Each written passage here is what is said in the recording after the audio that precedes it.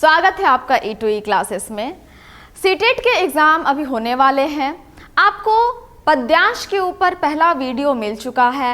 आज हम इस दूसरे वीडियो में भी काव्य के एक अंश पर बात करेंगे और यह समझने का प्रयास करेंगे कि एक पैसेज जब काव्य के रूप में हमें प्राप्त होता है तो हम उन पंक्तियों को कैसे पढ़ें और फिर प्रश्न में छिपे हुए उत्तर को कैसे ढूंढें। तो चलिए शुरू करते हैं।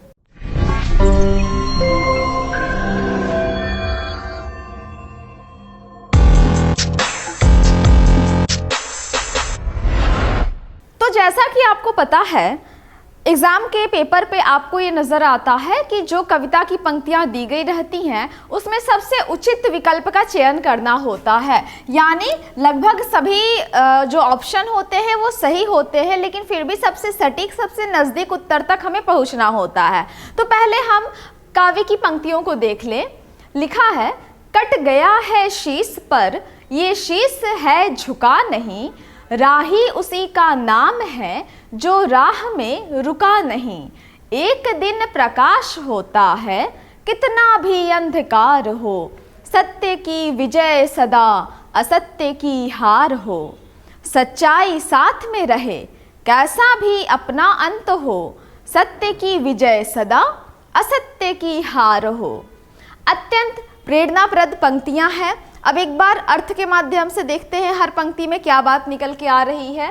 तो कट गया है शीश पर ये शीश है झुका नहीं, अर्थात ऐसी बात हो रही है कि आप सच के लिए या अपने उसूलों के लिए या अपने बातों के लिए आप सत्य के आगे कभी भी सत्य को छोड़ते नहीं है, चाहे शीश रहे या ना रहे, शीश नहीं झुकाते हैं।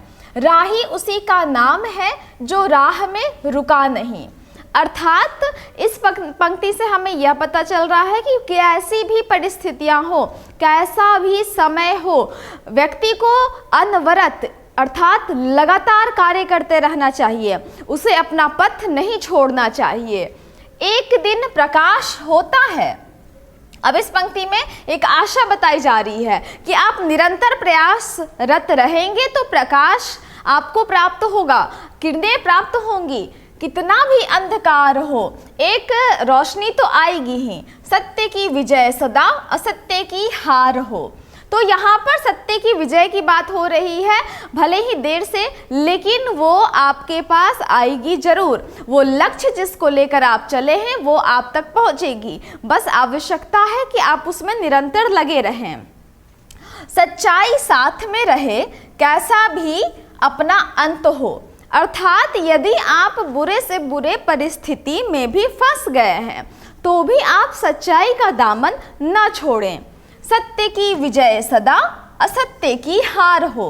तो जब आप अंत समय तक भी ऐसा लगे जीवन में कभी भी क्षण कि सब कुछ खत्म हो गया, सत्य की राह पर चलकर हमें क्या मिला, तो भी उस क्षण में सत्य का साथ न छोड़िए और उसी ढाढ़स से, उसी हिम्मत से असत्य की हार हो जाती है। सत्य परेशान हो सकता है लेकिन पराजित नहीं, यह इस पूरी कविता का मूल स्वर है। अब आइए प्रश्न को देखते हैं।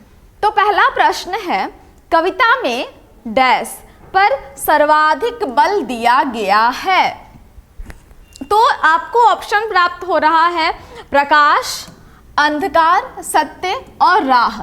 तो जैसा कि हमने अभी तक कविता की पंक्तियों को पढ़ा, प्रकाश की बात सबसे पहले यहाँ आ रही है, एक दिन प्रकाश होता है।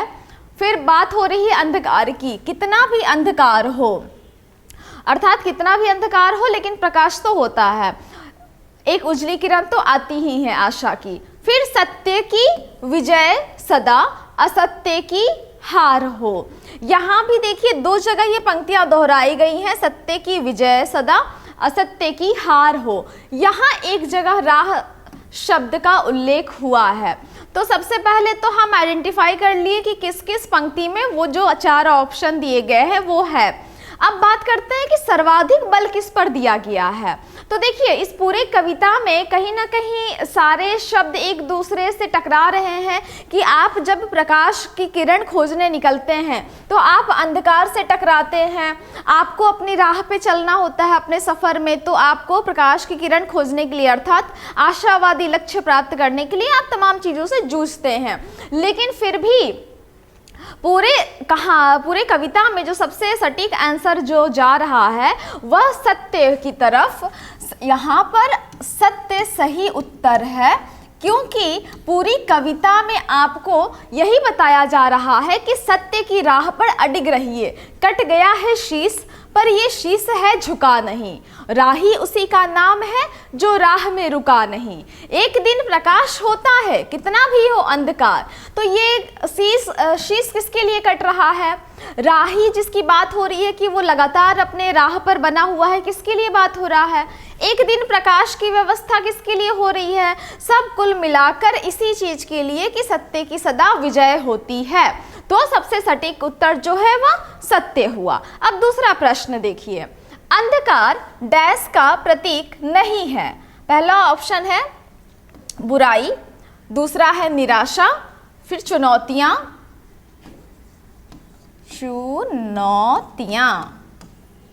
और फिर समाधान। ये 4 ऑप्शन है, ठीक है। तो आपको इनमें से सबसे सटीक उत्तर को प्राप्त करना है। तो देखिए अंधकार किसका प्रतीक नहीं है, एक फिल इन द ब्लैंक्स है। तो अंधकार बुराई का प्रतीक नहीं है, ऐसा तो बात नहीं होता है। अंधकार बुराई एक दूसरे के साथ लगे रहते हैं। निराशा का प्रतीक नहीं है, जब मन निराशा से घिरता है तो मन में अंधकार आ जाता है, हम पॉजिटिव फील नहीं करते और निगेटिव सोचने लगते हैं। फिर चुनौतियां में भी अंधकार की बात आती है। अगर बहुत कठिन चुनौती है तो मन पीछे हटने लगता है, डरने लगता है, भयभीत होने लगता है। तो एकमात्र ये ऑप्शन है समाधान। ये सही उत्तर हुआ कि अंधकार समाधान का प्रतीक नहीं है, क्योंकि समाधान हमें कहाँ ले जाता है? प्रकाश की तरफ ले जाता है। हमारे सामने जो समस्याएं उलझी पड़ी हैं उसे सुलझाता है। तो अंधकार समाधान का प्रतीक नहीं है। ये बात हो गई। अब अगला प्रश्न देखें। कविता के अनुसार राही की विशेषता है। अब हमने राही की विशेषता को निकालना है। तो पहला ऑप्शन है हर तरह से काम निकालना, हर तरह के मार्ग पर चलते रहना, हर परिस्थिति में विजयी रहना, हर परिस्थिति में कार्यरत रहना। अब कविता की इन पंक्तियों को देखकर आप सहज समझ पा रहे होंगे कि जिस राही की बात हो रही है कविता की पंक्तियों में, उसका तात्पर्य यह नहीं है कि हर तरह से काम निकालना तो हर तरह से साम दाम दंड भेद, एक तरह से ये राजनीति वाली सोच का भी असर होता है, या किसी भी तरीके से स्वार्थी बनने से भी हम अपना काम निकाल लेते हैं। तो राही की यह विशेषता नहीं है। हर तरह के मार्ग पर चलते रहना, ये ऑप्शन सही क्यों नहीं होगा? क्योंकि हर तरह लिख दिया गया है। हर तरह मतलब गलत सही किसी भी मार्ग पर चलते रहना राही का काम नहीं होता है। सही राह पर ईमानदारी पूर्वक, नैतिक पूर्वक चलना ही राही का कर्तव्य है। हर परिस्थिति में विजयी रहना, तो देखिए राही का काम क्या है? केवल वो चल सकता है, हम अपना कर्म कर सकते हैं, लेकिन हम हर परिस्थिति में विजयी रहे ऐसा नहीं हो सकता है। तो अब क्या ऑप्शन बच गया? हर परिस्थिति में कार्यरत रहना। ये सही उत्तर हुआ। क्यों? क्योंकि चाहे वो परिस्थितियां हमारे अनुकूल हो, चाहे वह परिस्थितियां हमारे प्रतिकूल हो, हमारे हाथ में क्या है? हम हर परिस्थिति में काम करते रहें, अपने कार्य में लगे रहें। तो यह सही उत्तर हो गया। अब अगला सवाल, कविता के अनुसार किसी भी स्थिति में क्या होना चाहिए? सिर नहीं कटना चाहिए, अंधकार नहीं होना चाहिए, स्वाभिमान बना रहना चाहिए, या दुखी नहीं होना चाहिए। तो देखिए किसी भी परिस्थिति में सिर नहीं कटना चाहिए। जब करो या मरो की स्थिति होगी तो निश्चित तौर पर आप अपने पथ पर चलते हुए सिर तो कटाएंगे, अर्थात बलिदान होंगे। तो कविता के अनुसार किसी भी स्थिति में सिर नहीं कटना चाहिए, ये गलत उत्तर हुआ। अंधकार नहीं होना चाहिए। हम जब किसी कार्य को करने के लिए निकल पड़ते हैं तो अब हम यह निर्धारित नहीं कर सकते हैं कि वहाँ केवल प्रकाश ही प्रकाश होगा, सब कुछ हमारे अनुकूल होगा और हमारे अनुकूल होने के साथ ही हमारा कार्य आसानी से पूरा हो जाएगा, अर्थात अंधकार तो होगा ही। इसलिए हम यह नहीं कह सकते हैं कि कविता के अनुसार अंधकार नहीं होना चाहिए, ऐसी बात नहीं हो रही है, अंधकार तो रहेगा। स्वाभिमान बना रहना चाहिए और दुखी नहीं होना चाहिए। तो ये दोनों में थोड़ी थोड़ी समानता है, ये दोनों उत्तर सही हो सकता है, क्योंकि हम किसी भी परिस्थिति में दुखी नहीं होना चाहते। हम दुखी हो जाएंगे तो निराश हो जाएंगे। लेकिन बात हो रही है कविता के अनुसार, तो कविता के अनुसार क्या है? कट गया है शीश पर ये शीश झुका नहीं।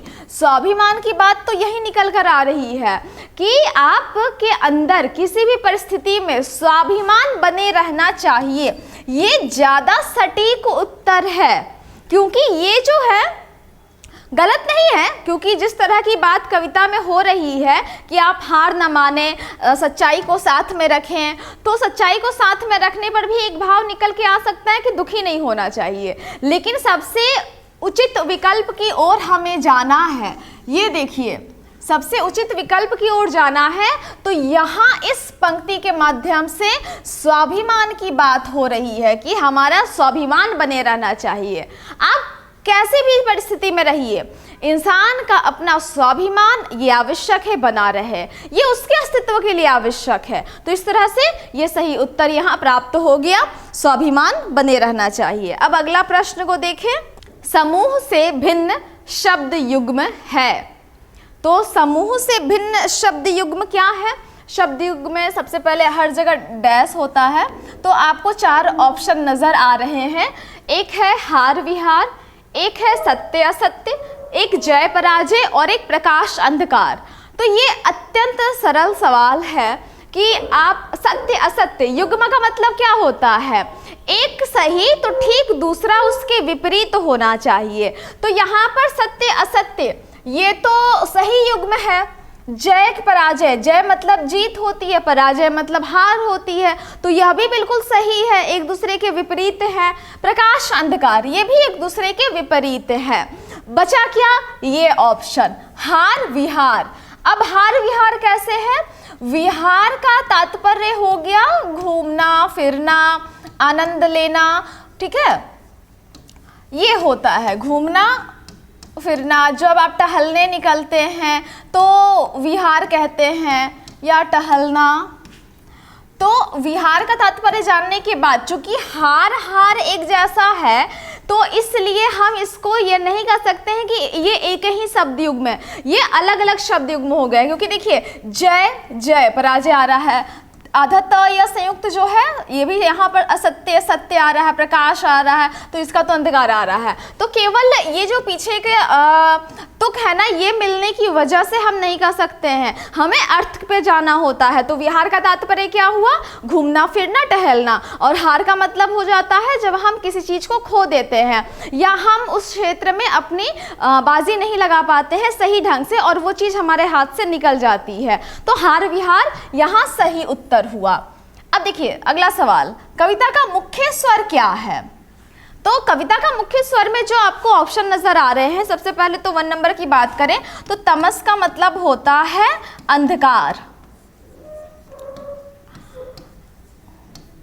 ओज जो है ये वीरता परक भाव है, इसमें वीरता की बात होती है। श्रृंगार का मतलब आप समझ रहे हैं, और देशभक्ति, श्रृंगार अर्थात जिसमें सौंदर्य वर्णन होता है, और देशभक्ति जिसमें देश के बारे में अपनी भावनाएं व्यक्त होती हैं देश के प्रति। तो कविता का मुख्य स्वर क्या है? तो देखिए कविता का मुख्य स्वर यहाँ पर आपको जो नजर आ रहा है, इसमें पहली पंक्ति से लेकर अंतिम पंक्ति तक, कट गया है शीश पर ये शीश है झुका नहीं, राही उसी का नाम है जो राह में रुका नहीं, सत्य की विजय सदा असत्य की हार हो। तो ऐसा एक पल आपको लगेगा कि ये जो शीश कटने कटाने की बात चल रही है, तो आपको लग सकता है कि ये देशभक्ति का मामला है, लेकिन ऐसा नहीं है, ये ऑप्शन गलत है। कहीं भी इसमें देश या देश से संबंधित वैसी बातें नहीं आ रही हैं। तो इस पूरे कविता की पंक्ति में तमस प्रकाश की बात तो हो ही नहीं रही है, तो यह उत्तर भी गलत। कहीं भी अंधकार की बात नहीं हो रही है, ये मुख्य स्वर हो ही नहीं सकता है। श्रृंगार की बात भी नहीं हो रही है, क्योंकि श्रृंगारिक वर्णन, सौंदर्य वर्णन, प्रेम, ये सब की बातें कविता में नहीं है। तो बच गया क्या? ओज। ओज ये सही उत्तर हुआ। ओज का तात्पर्य होता है कि वैसी कविता की पंक्ति को सुनकर आपके भीतर जोश उत्पन्न हो जाए, वीरता का भाव उत्पन्न हो। तो पूरी कविता की पंक्ति में यही भाव आ रहा है कि आपके भीतर सत्य के प्रति एक जोश उत्पन्न हो, किसी भी राह में आप रुके नहीं, ये प्रेरणा मिल रही है। कितना भी अंधकार हो, आप सच्चाई के साथ खड़े रहें। तो इस तरह से यहाँ पर ये सही उत्तर हुआ ओज। तो इस तरह से यहाँ पर हमने 6 प्रश्नों को देखा और 6 प्रश्नों का समाधान करने की कोशिश की है। यह वीडियो कैसा लगा हमें जरूर बताइएगा कमेंट सेक्शन में। मिलते हैं अगले वीडियो में, तब तक के लिए धन्यवाद।